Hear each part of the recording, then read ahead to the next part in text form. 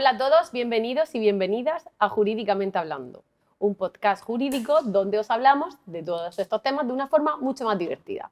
Hoy traemos a un invitado muy especial y, como siempre, nuestro abogado Edu, queremos que nos presentes a quién nos acompaña hoy. Hola, Gemma, ¿qué tal? ¿Todo bien? Todo bien. Sí, bueno. De momento. Pues mira, te traemos al primer político, ¿vale? Que va a venir a Jurídicamente Hablando. Es un amigo mío y, bueno, pues un joven que desde los 26 años, nada más y nada menos que entró como diputado regional, ¿vale? Aquí en la región de Murcia. Compañero también porque ejercía la profesión de abogado y ahora está en las labores políticas, y también ha ejercido como habilitado procurador, ¿vale?, de los tribunales. Y pues nada, pues Ignacio Arcas, muchas gracias por estar con nosotros aquí hoy y nada, te damos la bienvenida.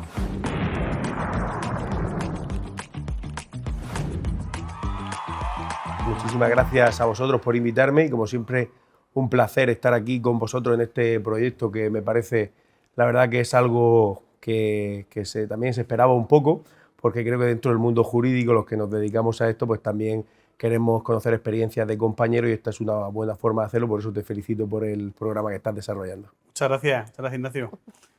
Bueno, Ignacio, tenemos que empezar preguntándote cómo alguien de 26 años, ya con su carrera terminada, su formación, ejerciendo, como nos ha dicho Edu, ¿cómo da ese salto a la política? ¿Cómo se inicia? ¿Cómo te animas? ¿Cómo te llega esa...? Bueno, al final en mi caso concreto fue algo curioso, por decirlo de alguna manera. Yo recuerdo que fue desde nuestro partido, desde Vox, yo recuerdo que tuvimos el primer gran resultado en las elecciones andaluzas, en las anteriores, no, en las de 2018, si no recuerdo mal, y fui y me afilié en Lorca. Y al final, colaborando con el partido y habiendo tenido siempre una inquietud política y al final también una vocación de cambiar las cosas y hacerlo desde un punto de vista como el que yo tenía, que era el de Vox, pues me hizo seguir en mis labores. Estuve como responsable de jóvenes en la región de Murcia, estuve formando la estructura de jóvenes que actualmente tenemos y también, pues al final, esa colaboración llevó a que desde el partido quisiesen contar conmigo para ir en unas listas regionales con tan solo 26 años, y iba el noveno y salieron 9. Y al final, bueno, fue algo que tampoco era muy esperado, porque 9 diputados parecían muchos, pero trabajamos durante mucho tiempo para que tuviésemos un buen resultado y ahora estamos trabajando pues para que esa representación que nos ha dado la gente, pues que tenga en las instituciones pues la voz que se merece y haciéndolo de la mejor manera posible. Bueno, yo tengo 2 minutos de preguntas a hacerte, pero como Gemma me regaña porque dice que nunca le he dejado hablar. No te dejo. Pero yo tengo una cuestión en mente. A todos, por lo menos a mí, por ejemplo, también me gusta la política, ¿vale? El tema está en política y juventud. Tú, Ignacio, ¿cómo lo llevas? La profesión, tú que la has ejercido, y muchas veces a los abogados jóvenes, los abogados más veteranos, nos toman a veces poco en serio, ¿eh? ¿Tú eso lo has sentido también así en la política, en tu entrada a la política, o crees que te miran de tú a tú? No, al final uno cuando da la cara, como se suele decir, es en el pleno, y uno cuando va a lanzar su mensaje, pues se nota cuando una persona tiene ciertos conocimientos sobre una materia y se la ha preparado, y al final el trato es de tú a tú. Además, siempre está la típica broma, porque a mí me hace gracia porque dicen, oh, el crío, vaya la que ha liado, la que ha liado el crío. Pero sin más, que al final es más como la broma, pero que el trato es completamente normal, no hay ningún tipo de problema a la hora de que sea joven. Y bueno, también en el resto de formaciones hay también más gente joven y al final es algo que se debe tener en cuenta, porque hay muchos temas que nosotros conocemos por nuestra situación que puede ser que otra persona más mayor no conozca, y al final eso nos hace tener una soltura en esos temas que de otra manera no tendríamos. Y yo tengo a mí me da mucha curiosidad. Yéndote a la abogacía, o sea, yéndote a la política, has perdido dinero. O sea, eso lo tengo claro porque la abogacía en la general, o la procuraduría en este caso también, cuando estabas de habilitado antes, se gana más dinero que en la política. ¿Es algo porque realmente es o sea, ¿Tenías ese llamamiento por vocación para asumir ese cargo? ¿Tiene una mirada puesta más arriba? No sé, ¿lo has hecho por ideales? Aquí, ya digo, ese salto que has dado tú es un salto que con la juventud, ¿no?, que tiene, quizás es poco común, porque tú tenías ya tu futuro encaminado profesional. Es decir, que no eres, que no, es que soy político profesional, ¿no?, que es el concepto que se lleva ahora. No, además en mi caso también, como vosotros conocéis, mis padres son ambos procuradores y al final pues mi hermana, tengo dos hermanas, pero ninguna se han dedicado a la abogacía, por lo que evidentemente ese negocio familiar quien debe de seguirlo soy yo, en ese caso como procurador o como abogado, pero al final siempre ligado a la justicia.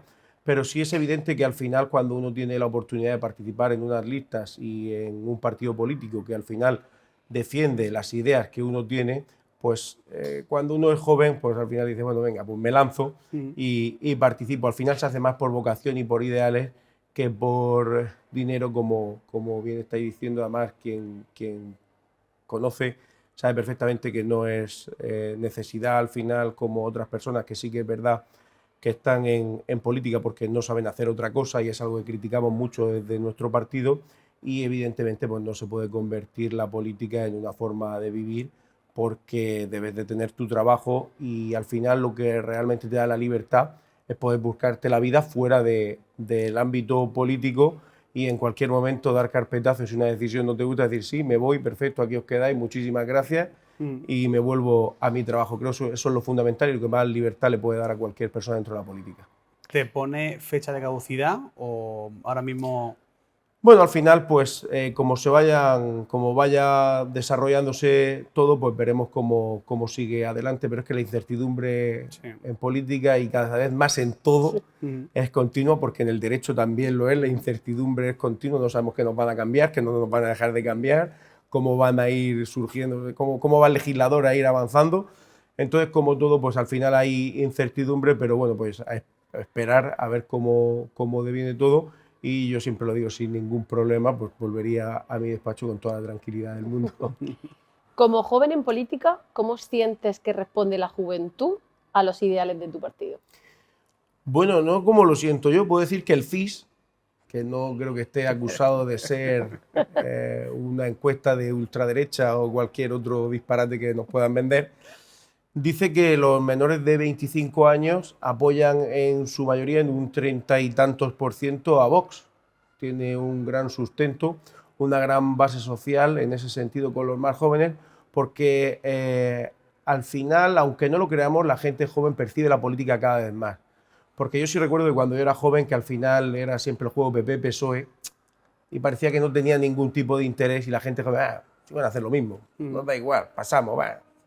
Pero ahora parece que se ha metido más en todas las conversaciones, se ha metido más en las aulas, se ha metido en los grupos de gente más joven, y parece que responden ante nuestros ideales y que al final ven en nosotros una solución a la situación tan negativa hacia la que vamos avanzando. Sí es verdad que hay mucho ruido político y sobre todo a veces los políticos, perdóname te lo diga, no digo que sea ni tu caso ni el caso de la región de Murcia a lo mejor, pero sobre todo nacionalmente vemos que están más pendientes a veces de pelearse entre ellos que a veces de defender los intereses de los ciudadanos. ¿Crees que eso quita un poco a la gente joven y adultos y mayores esas ganas de seguir pendiente de la política, o a veces nos dan ganas de cambiar de canal y decir, es que están todo el santo día peleándose en el Congreso? Sí, bueno, si al final parece muchas veces que es más el juego político el que impera, e incluso decisiones que se toman más en la trastienda, como se dice, pero por eso creo que era necesario que hubiese formaciones como la nuestra que pegasen un golpe encima de la mesa y que dijesen las cosas claras. Y es algo que creo que se está valorando mucho y que la gente tiene en cuenta, porque nosotros las cosas las decimos como son y no tenemos problema en decirlas en cualquier lugar. Muchas veces sí que es verdad que esto pues hace que tengamos un debate más bronco, pero viene de la mano de que hemos abierto muchos debates que ya estaban cerrados, y eso al final nos hace que tengamos también, sobre todo por parte de los medios de comunicación, aquellos más tradicionales, una persecución en contra de lo que está pasando en las redes, que parece que cada vez tenemos más apoyo, y por eso creo que ese debate bronco viene también ahora de la mano de abrir nuevos nuevos debates que se consideraban cerrados. Pues Ignacio, yo ahora me voy a meter ya en harina. Vamos a ver. El tema está en que ya sabéis que bueno, ganó las elecciones el Partido Popular, en las anteriores elecciones generales, Feijóo. Finalmente pues gobernó o gobierna el Partido Socialista pues con ciertos socios. El tema está en lo siguiente.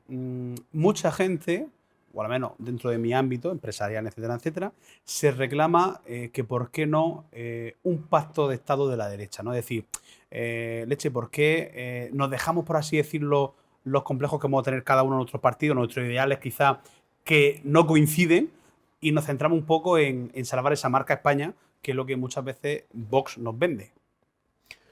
Bueno, al final tenemos que tener en cuenta que cuando hablamos de Partido Popular y Partido Socialista tenemos que tener bien claro que están completamente de acuerdo en esos temas que son más fundamentales. Hemos visto como en el Congreso de los Diputados han aprobado la regularización de 500.000 inmigrantes, ambos de la mano. Hemos visto también cómo han aprobado el nuevo Estatuto de Castilla-La Mancha. Hemos visto cómo se han repartido los jueces del Tribunal Supremo. Hemos visto también cómo se han repartido los jueces del Tribunal Constitucional. Hemos visto también cómo se han repartido multitud de instituciones. Y bueno, ahora tenemos el colofón, lo que puede afectar a la prensa, a la nueva comisión que han creado con los votos de Partido Popular y Partido Socialista de la mano, de crear una comisión para perseguir bulos. Vamos, van a crear ellos su propia verdad y al final lo que van a hacer es una comisión para perseguir todo lo que no esté de acuerdo con lo que el gobierno quiere. Y es algo que tenemos que tener muy en cuenta. Cuando desde Vox nos quejamos de la situación a la que nos lleva el Partido Popular con su inacción, no lo hacemos de forma gratuita, es que lo hemos experimentado ya en esta nación. Hemos visto cómo Mariano Rajoy ganó las elecciones diciendo que iba a bajar impuestos y los subió. Hemos visto cómo Mariano Rajoy ganó las elecciones diciendo que iba a defender la unidad de España y se convocó un referéndum ilegal. Y hemos visto cómo el Partido Socialista, que supuestamente son los más garantes de los derechos de las personas más desfavorecidas, congelaron las pensiones. Ahora no suben los impuestos de la comida. Entonces, nosotros nos encontramos en una posición distante porque no somos lo mismo que ellos. Y eso hace que ese pacto de derechas al que tú te querías referir se haga muy difícil desde el mismo momento en el que pactan más con el PSOE que con nosotros. Entonces es algo que nos llama poderosamente la atención porque lo vivimos de manera continua. También yo creo que bueno, ya sabes que teníamos una especie de idea en la cabeza a la hora de hacerte una pregunta, pero es que yo creo que aquí es fundamental hacerte la siguiente. Vox partió su pacto con el Partido Popular. Por ejemplo, aquí en la región de Murcia ya no formáis parte del gobierno regional. Vaticinas que van a haber nuevas elecciones, vaticinas que va a poder gobernar el Partido Popular sin vuestro apoyo. ¿Lo vais a apoyar por regla general? ¿No? No sé. Bueno, al final nosotros lo que vamos a apoyar son decisiones que sean de sentido común. Ahora, por ejemplo, tenemos el primer paso, que es que tomen en consideración la nueva ley del Mar Menor, que es algo que aquí a lo mejor en Águilas no se siente tan directamente, pero en toda la cuenca vertiente del Mar Menor existe un problema fundamental y es una ley que no funciona, tal y como han dicho todos los expertos que han pasado por la Asamblea, y ahora ellos tienen la oportunidad, una vez presentada en el registro de la Asamblea, de tomarla en consideración. Que tomarla en consideración no es nada más y nada menos que el Partido Popular diga sí a debatir el cambio de una ley que han pedido todos los expertos.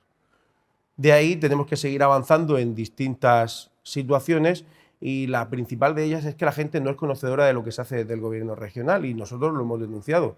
Estudiando las cuentas del gobierno regional vemos cómo se gastan 500.000 euros en financiar la Agenda 2030 y en financiar también a aquellas asociaciones que se dedican de una manera u otra a contribuir al efecto llamada. Nosotros evidentemente no vamos a formar parte de un gobierno que se dedique a realizar estas acciones y de ahí viene nuestra salida. Entonces, lo que tenemos que dejar bien claro es que esto no ha sido nada caprichoso, no ha sido una decisión tomada de la noche a la mañana y que lo que es evidente es que, por ejemplo, esos 500.000 euros a los que me refiero, en los que dentro de esas partidas hay 45.000 euros a cátedra de desarrollo de la Agenda Sostenible, Agenda 2030, Objetivos de Desarrollo Sostenible, pues creo que esos 40.000 euros se pueden invertir en cambiar el techo de un colegio que está todavía con amianto, en realizar otro tipo de actuaciones que la sociedad murciana reclama más y no en defender una agenda que va a encontrar en nuestro campo. ¿Cuál es tu opinión en cuanto a un tema que hace mucho ruido, que es el tema de la corrupción, que al final, por mucho que queramos, al final siempre está ligado a la política. ¿Es tan malo como parece o crees que hay luz al final del túnel y vamos a conseguir tener políticos limpios? Bueno, en primer lugar hay que decir que la corrupción es la base de la destrucción de una nación, en cualquiera de sus formas. Vemos cómo los países más subdesarrollados no funcionan porque la corrupción reina en todos sitios, desde el policía que te para y te pide dinero para dejar irte cuando eres turista, hasta que cuando envían una ayuda humanitaria se llevan el dinero los 4 caciques de turno. Entonces sí que es verdad que es algo contra lo que se tiene que luchar de manera muy directa y es algo que debe de hacerse de una manera bastante mejor a la que se está desarrollando ahora. Vemos como al final parece que hay una sensación de impunidad, porque los juicios se dilatan muchísimo en el tiempo, todos los procedimientos. Al final tenemos pues toda clase de artimañas que nos da la ley, que deben de utilizarse porque la ley las da, pero que hacen que esa gente salga a la calle y no tenga ningún tipo de responsabilidad. Y lo hemos visto no solo en corrupción, lo hemos visto hace poco también con un tema de actualidad que se comentó desde vuestro canal, como fue el de las menores abusadas, que por dilaciones indebidas han tenido unas condenas muy bajas. Es que esa misma situación se va a dar cuando tengamos el final del proceso de la desaladora, en el que están imputados expresidentes regionales. Por cierto, decir que el único expresidente regional que no está imputado a día de hoy se encuentra con nosotros en Vox, como es Alberto Garre, y tanto Pedro Antonio como su antecesor se encuentran actualmente con acusaciones de hasta 13 años y medio. No recuerdo, un completo disparate. Es algo que no se puede mandar este mensaje a la gente de que al final parece que porque la justicia no funcione no vayas a tener una condena, y eso tampoco disuade al del que pueda ser el posible corrupto de que realice esas acciones que no deberían de tener cabida en nuestra sociedad. ¿Tú, Ignacio, eres partidario de que si a un político se le imputa o investiga por un delito, directamente de apartarlo o que dimita de su acta, o prefiere o considera, ya no hablo quizá como partido, sino hablo como Ignacio Arca, o prefieres que se cumpla ese principio de presunción de inocencia y que luego, digamos, si me condenan, evidentemente tengo que quitarme del medio, pero si te investigan, ahora vemos persecuciones, o hemos llegado a ver persecuciones de una persona que está investigada por un delito y que ya automáticamente tiene que dimitir o la obligan a dimitir? ¿Cuál es tu opinión personal? Mi opinión es, como jurista, evidentemente una persona es inocente hasta que se demuestre lo contrario. Eso lo debemos de tener en cuenta. Yo nunca soy, hablando personalmente, nunca soy partidario de esos juicios mediáticos paralelos, ni de que se realicen al final tratos injustos hacia esas personas que al final no sabemos si son culpables o no hasta que no se determina. Pero también decir que lo que tienen que hacer desde otras formaciones es tener en cuenta los propios códigos y reglamentos que ellos mismos se dan para regularse. Porque, por ejemplo, el Partido Socialista habla de que cuando se abre juicio oral uno debe de dimitir, pero es que estamos viendo como cuando es una persona de especial relevancia no se hace. Entonces, evidentemente hay que respetar la presunción de inocencia y te debe de esperar a tener una sentencia para saber si una persona es o no es inocente. Julián Muñoz, que acaba de ahora mismo fallecer hace apenas una semana, estuvo en prisión por ese caso de corrupción donde pues 40 y tantos millones de euros todavía están en busca, ¿no? Porque no se encuentran. Yo te quería preguntar, es decir, quizá ese sea el ejemplo de justicia que se quiere trasladar a la sociedad, es decir, que la hace, en este caso, como Julián Muñoz, la tiene que pagar, o tú piensas que la justicia quizá es más blanda para ciertos poderes políticos, para ciertas personas poderosas. No, evidentemente sí que es verdad que la justicia debe de cumplirse a todos y por igual, y debemos de ser conscientes de que no se pueden dar tampoco ejemplaridades, porque la propia ejemplaridad es el cumplimiento de la norma, que son las normas que nosotros mismos nos hemos dado. Entonces debemos de defender directamente el que tengamos un cumplimiento de la normativa que venga de la mano de una administración de justicia que tenga la rapidez necesaria para que no se dilaten en el tiempo los procedimientos. Y estamos viendo como procedimientos que tienen su finalización 10 años después, pues evidentemente desde el Ministerio de Justicia no se está haciendo nada. No hay una inversión necesaria en justicia, que además no solo lastra penalmente, es que lastra económicamente. Hay empresas que a lo mejor no deciden venirse a la región de Murcia porque saben que sus tribunales pueden tener muchísimos problemas a la hora de tener un procedimiento y que tengan cualquier tipo de dificultad, que estén 5 o 6 años esperando una resolución. Eso es lo que realmente no se puede consentir. Entonces, lo que necesitamos es una justicia más ágil, porque las normas las tenemos, sí que es cierto que deben de actualizarse, pero debe de tener una aplicación real a la hora de que llegue a los juzgados y de que se pueda juzgar correctamente a todas las personas o a todas las partes. ¿Crees que los puestos políticos al final, el tiempo en el poder puede corromper un poco? ¿Crees que el político debería tener un cronómetro, una cuenta atrás y estar un tiempo limitado en la política? Sobre este tema se ha dado un caso curioso, y es que en nuestra propia Asamblea Regional hemos visto como cuando entró Ciudadanos se aprobó que el presidente de la comunidad autónoma tuviese un mandato limitado de 8 años. Y en la legislatura pasada, el Partido Popular, haciéndose valer de todos los tráfugas que tenía de Ciudadanos, de Vox y al final, pues ese grupo que consiguió montar con mayoría, tuvo como resultado que se eliminara la limitación de cargos dentro de la Asamblea Regional. Entonces nos damos con que hay diputados del Partido Popular que a día de hoy continúan que han votado que sí y que no a lo mismo. Es algo bastante curioso. Han votado que sí a la limitación y que no a la limitación en la misma legislatura. Es algo que nos llama poderosamente la atención. Yo creo que al final quien te pone son las personas.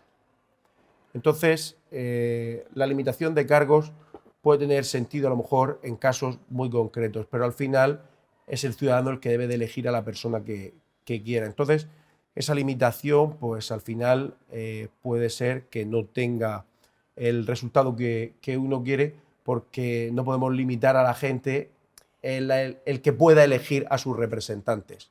Bueno, eligen a sus representantes, pero quien hace una lista son los partidos. Los partidos deciden que hay personas en lista, que hay algunas que llevan 20 años en lista. Y pasa muchísimo. Pero lo que es cierto es que al final son los ciudadanos quienes votan a esa lista.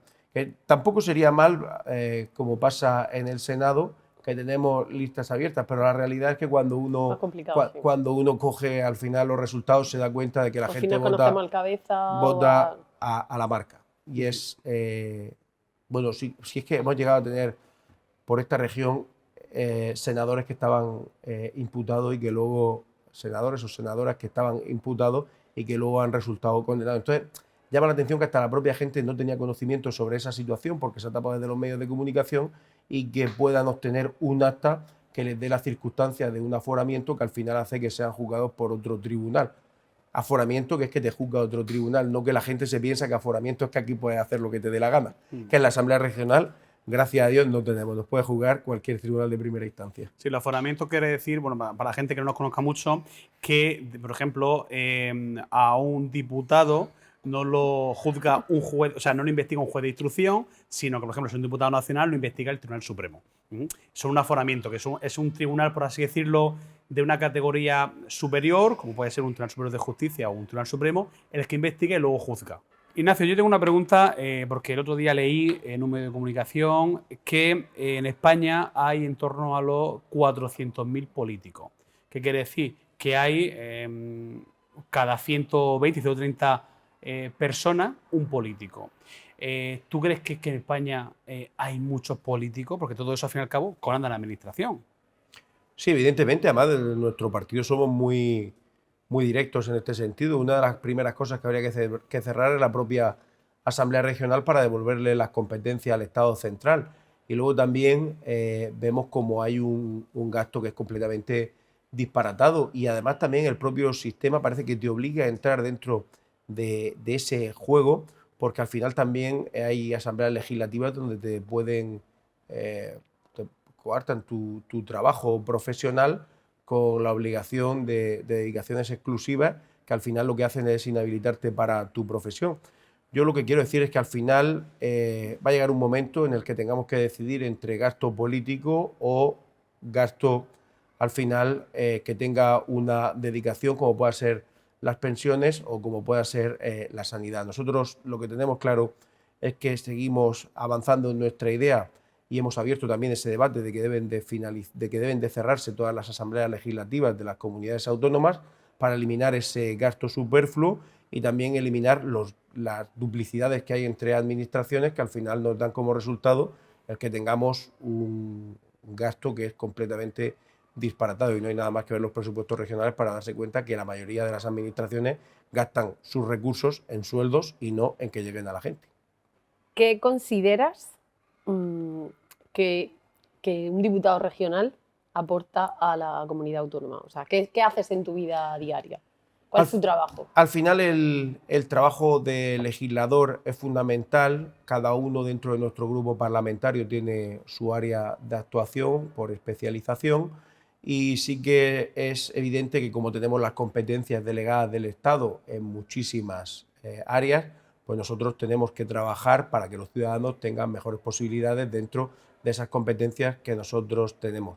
Desde nuestro grupo estamos trabajando efectivamente en la ley del Mar Menor. También estamos trabajando en normativa, que no sé si debo de nombrar porque no sé si están finalizadas y todavía las vamos a presentar, entonces no quiero adelantar nada por si la cago. Y se está trabajando de manera directa en multitud de normativas que al final tenga como última instancia mejorar la vida de los ciudadanos, que creemos que es lo fundamental. Pero, ¿cuál es tu vida diaria de diputado regional? ¿Qué hace? ¿A qué hora entra a trabajar? Nosotros, al final, yo sigo viviendo en Lorca, aunque trabajo en Cartagena, y dentro de lo que es la actividad parlamentaria tenemos los plenos, que es donde se debaten, por un lado, las mociones que presentamos, que son de impulso, ya sea al gobierno regional o al gobierno nacional, exigiéndole pues aquellas cosas que creemos que son necesarias para la comunidad autónoma.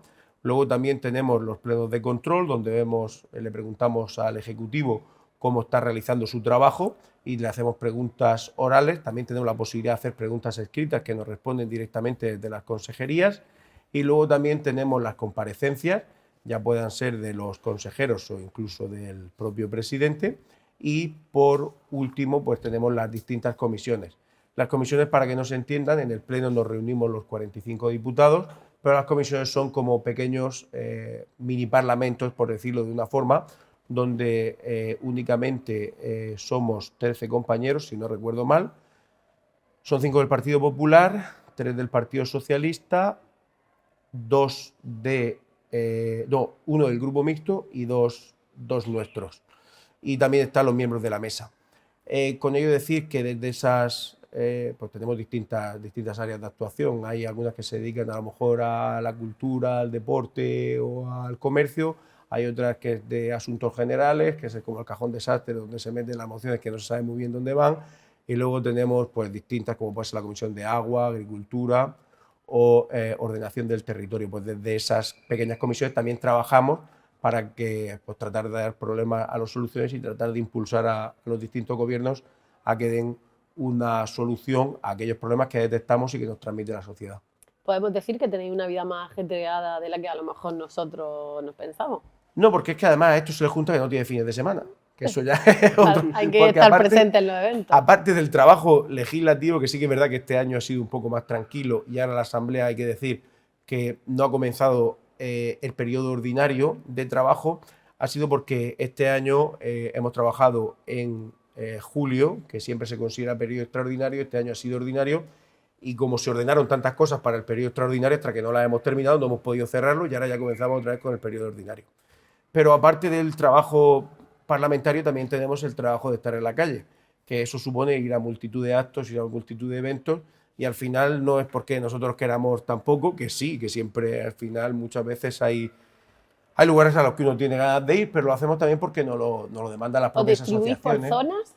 Sí, evidentemente. En nuestro grupo parlamentario, como soy el único de la zona del Valle del Guadalentín, por decirlo de alguna manera, pues siempre tengo yo asignada esa zona. Luego también están los compañeros de Murcia, tenemos compañeros en el Mar Menor, y al final nos repartimos todo el trabajo entre uno y otro, y la asistencia a actos es fundamental, pero lo digo porque al final es la gente quien nos solicita que vayamos, y nosotros siempre vamos encantados. Así que si cualquier asociación o cualquier persona quiere que estemos presentes o quiere trasladarnos algún tipo de reivindicación, nosotros encantados de atenderlo y de trabajar con ellos mano a mano.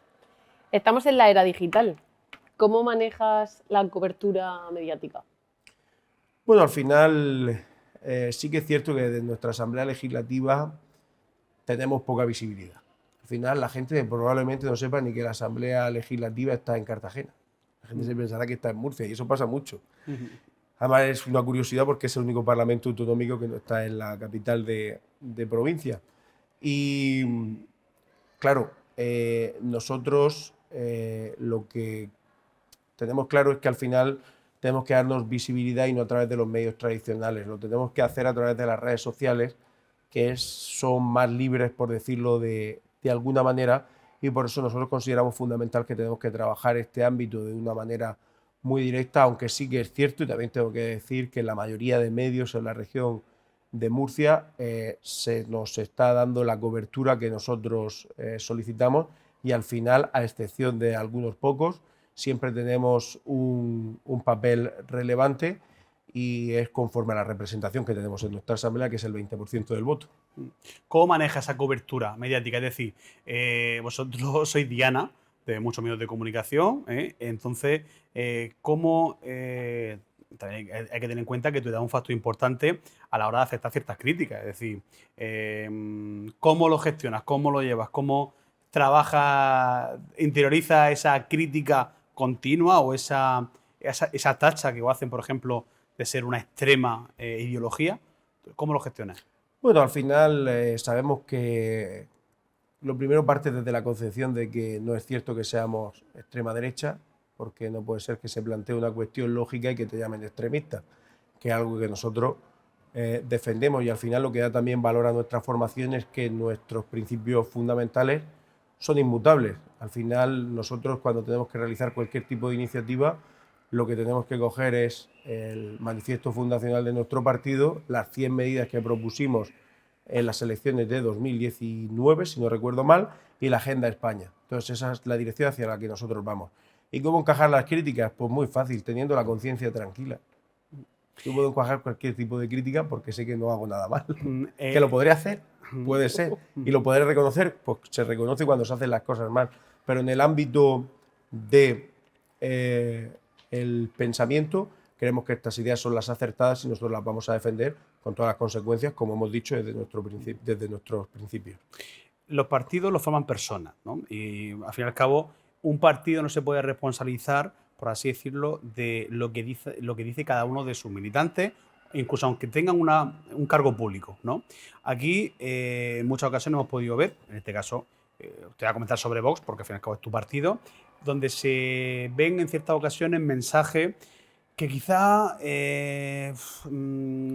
rozan esa línea, esa fina línea de lo que puede ser de un contenido quizá pues más racista, por ejemplo, en algunos comentarios, o incluso de un tinte homófobo. Se os tacha de eso, ¿no? En muchas ocasiones. Evidentemente, no quiero decir que Vox sea un partido de esas características, pero sí es cierto que hemos podido ver, igual que militantes de otro partido, por ejemplo el Partido Popular o del partido ahora de Alvise, que hay ciertos comentarios que rozan esa estrecha línea de lo que puede hacer daño a colectivos de la sociedad. ¿Tú crees que ese mensaje quizá Vox en cierta medida lo tiene que mantener, lo tiene que suavizar? ¿Crees que Vox tiene que tomar medidas con ciertas personas o ciertos compañeros de partido o militantes de partido que pueden tener quizá esa idea de distinta, quizá a la que manda otro presidente nacional o otro presidente regional? No, porque al final nosotros lo que estamos, todos los datos, todo lo que decimos lo hacemos fundamentalmente con datos. Hemos visto cómo hay multitud de situaciones en las que nos tachan de racistas, pero al final tenemos que ver cómo la mayoría de situaciones ilegales que se están dando en muchos territorios de nuestra nación vienen de la mano del problema de la inmigración ilegal descontrolada. Y aquí quiero hacer un paréntesis. Nosotros no estamos en contra de la inmigración, estamos en contra de la inmigración ilegal, que como su palabra bien dice, es ilegal. Y lo que no podemos consentir es que nosotros no sepamos quién llama a la puerta de nuestra casa y quién entra. Por lo menos tenemos que saber quién es la gente que viene aquí. Y hace poco se comentaba en redes sociales que hay una entrada continua y estamos viendo lo que está pasando en Canarias, estamos viendo lo que está pasando en las costas de la región de Murcia, donde no hay ningún tipo de control. En Águila lo vimos también este verano, y al final no sabemos quién es esa gente que viene. Nosotros no estamos en contra de la inmigración, estamos en contra de esa inmigración descontrolada. No tenemos ningún problema en que vengan aquí inmigrantes a trabajar y a buscarse la vida, igual que hemos hecho los españoles en el pasado, pero evidentemente con un control. Porque yo siempre que hablo con una persona mayor me dice, yo es que me iba a Francia a vendimiar y me hace todo el mundo así, dice, pero con mi contrato de trabajo. Es otro tipo es otra forma de hacer las cosas. Y a esto no ayuda nada regularizar, 700.000 personas que van a regularizar, porque lo que hace es crear una sensación de impunidad en la que cualquiera puede saltar la valla de Melilla, colarse dentro de España, esperarse un año y que el Congreso de los Diputados le dé la documentación, que es un completo disparate. Quizá entiendes que el problema quizá esté directamente en esos países, porque al fin y al cabo esa gente huye del hambre, huye de la enfermedad, huyen por necesidad. Al fin y al cabo, no creo que nadie, en un sentido lógico, se suba a un barco a la deriva, supuestamente, y llegue de la forma que puede a una costa pues, europea, ¿no? Ya sea Italia, España y demás. ¿Tú cómo consideras o cómo crees que se debería actuar con esos países? Pues al final, dentro de nuestras 100 medidas, también recogemos que la ayuda se debe de hacer en origen, porque para cualquiera es un drama tener que abandonar su nación, y nosotros mismos nos quejamos aquí en España de que los estudiantes, cuando finalizan, no encuentran trabajo, tienen que irse a cualquier otro sitio de Europa o de Estados Unidos o a cualquier lugar donde puedan buscarse la vida. Pues es un drama tanto aquí para su familia como en esos lugares donde vienen esos inmigrantes que tienen que abandonar familias, amigos y a toda esa gente. Y evidentemente hay que ayudar en origen, pero esas ayudas tienen también que venir condicionadas por la colaboración de los gobiernos de aquellos lugares donde se van a entregar, porque ese dinero debe de tener una trazabilidad, tenemos que saber en qué se va a gastar para que no se haga con él pues cualquier cosa ilícita.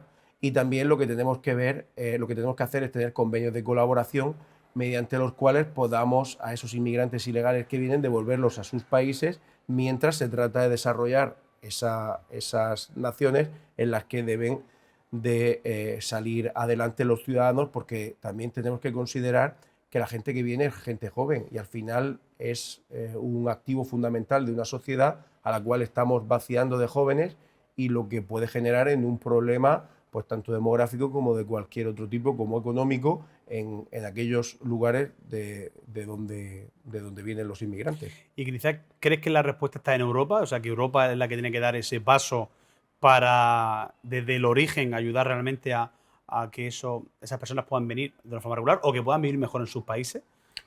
Bueno, evidentemente Europa tiene un papel fundamental, porque al final es el paraguas que tenemos actualmente de representación, y también vemos como cada vez la Unión Europea tiene más competencias en detrimento de los propios Estados-nación, que era lo que se tenía en Europa de manera clásica. Hemos visto cómo se trata de avanzar hacia la destrucción de esas naciones en favor de una Unión Europea que no sabemos muy bien a dónde va, pero no sabemos muy bien a dónde va en cualquier tema en el que nos pongamos a investigar, porque no solo la inmigración. También estamos viendo como en tema agricultura nos están imponiendo aquí unas medidas que no tienen ningún sentido, mientras nos prohíben fitosanitarios, nos prohíben realizar cierto tipo de cultivos, mientras importan desde Marruecos fresas que tienen ciertos contaminantes o que han utilizado pesticidas aquí prohibidos. Entonces, creo que cualquier persona que tenga a la Unión Europea como la solución a sus problemas se va a dar cuenta de que no es una solución real, viendo cómo lo ha ido demostrando en los últimos años con las actuaciones que siempre vienen en contra de nuestra nación. Y por cierto, ha salido, creo que ha sido, bueno, hace poco salió una noticia diciendo que se han cargado el acuerdo pesquero con Marruecos, el Tribunal de Justicia de la Unión Europea, porque no han consultado con el pueblo saharaui. Es que ni para hacer los propios tratados son capaces de cumplir la normativa, y eso que tienen muchos funcionarios trabajando para ello. Ignacio, volvemos un poco al tema de juventud y política. ¿Cómo crees que influye la juventud en la política? ¿Y qué crees que se debería de hacer para cada vez al joven acercarlo un poco más a la política y que se implique? Bueno, yo tengo que decir que al final implicación en nuestro partido tenemos mucha, porque la gente nos ve con mucha ilusión y es algo que no queremos defraudar. Por eso continuamos, entre otras cosas, con esos valores que he dicho que son inmutables y con nuestro pensamiento que no ha cambiado. creando en nosotros mismos esa sensación de valor seguro. Al final la gente joven participa y cualquier chico joven que tenga un poco de inquietud se puede acercar a cualquier formación política y creo que al final puede tener cierta funcionalidad dentro del propio partido y es algo fundamental tener una sección de jóvenes dentro de los mismos y dentro de nuestro partido lo sabemos, por ello trabajamos para eso.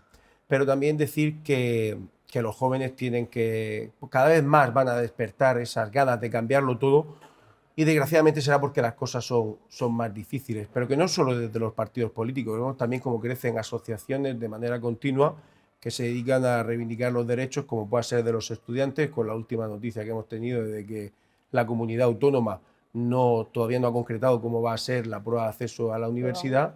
Y es algo que nos llama bastante la atención, que haya tenido que ser una asociación de estudiantes la que haya tenido que salir a la calle a manifestarse para que la consejería deje de improvisar, porque es algo continuo que estamos viendo, la improvisación como manera de actuar. Y por ello creo que los jóvenes al final siempre van a estar organizados, como han estado toda la vida, tienen un carácter más rebelde y reivindicativo, y ese punto de rebeldía creo que lo encuentra en nuestro partido, porque al final nosotros somos distintos a los demás. Eduardo, no sé si quieres preguntarle. El que es distinto, ¿qué opinas del nuevo partido político encabezado por Alvise? ¿Tiene más frente abierto ya tan poco tiempo? ¿Que es quizá que le han puesto en la diana como os pusieron a vosotros unos años atrás? Bueno, ahora también vemos como los medios de comunicación, en ese sentido de intentar decir que somos lo mismo, nos han dicho que si es que Alvise y Vox es lo mismo, evidentemente no, en nuestro partido nadie ha cogido un maletín con 100.000 euros, como parece, que todavía no se sabe, como dicen los audios, hay que ponerlo todo con pinzas, no vaya a ser que nos busquemos algún problema judicial. Si tiene algún problema judicial, voy a Eduardo, contratamos a Eduardo y... Al final las cosas se pondrán en su sitio y hemos visto cómo pues estas nuevas formaciones que surgen de esta manera y con una unipersonalidad tan real pueden acarrear este tipo de problemas, pero ya veremos cómo va siendo, cómo van sucediéndose los hechos y a partir de ahí sabremos cuál será el fin, o cómo continuará su formación, que todavía no sabemos muy bien todo lo que hay detrás, si es cierto, si no es cierto, o hasta que, como bien sabéis, hasta que un tribunal nos diga que no es inocente, lo seguirá siendo. ¿Dónde, Ignacio, te ves en 5 años? Bueno, al final es algo... 5 años en política es un mundo. Sí, bueno, si no hablo en política, digo, Ignacio Arca, ¿tú dónde te ves en 5 años? ¿O dónde te gustaría verte? A mí lo que más me gusta es el despacho y la gente lo sabe. Yo estoy más contento en mi oficina porque al final... Hombre, la verdad es que a un político le da mucha tranquilidad tener, como hemos dicho, un puesto detrás, ¿no? Una profesión.